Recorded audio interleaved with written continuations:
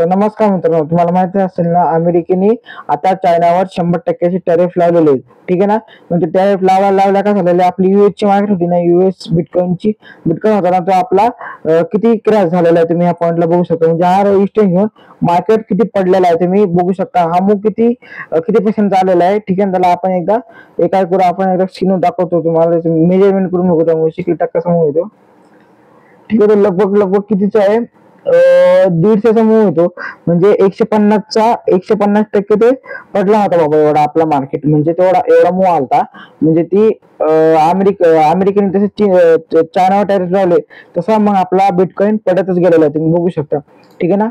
पडत गेलेला आहे. ठीक आहे. इथून बघू शकता, इथून हे रजिस्ट्रेशन घेतला होता मार्केटने स्ट्रॉंग. ठीक आहे.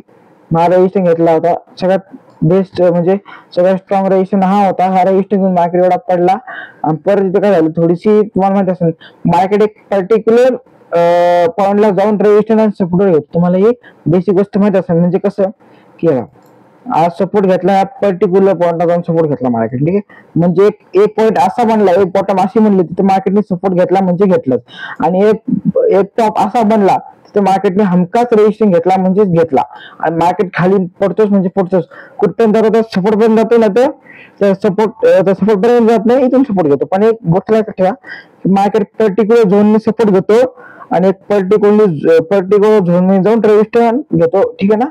जर तुम्हाला ट्रेडिंग वर बेसिक ऍडव्हान्स कोर्स घ्यायचा असेल ना, चॅनलला आता सबस्क्राईब करा. ठीक आहे ना. धन्यवाद.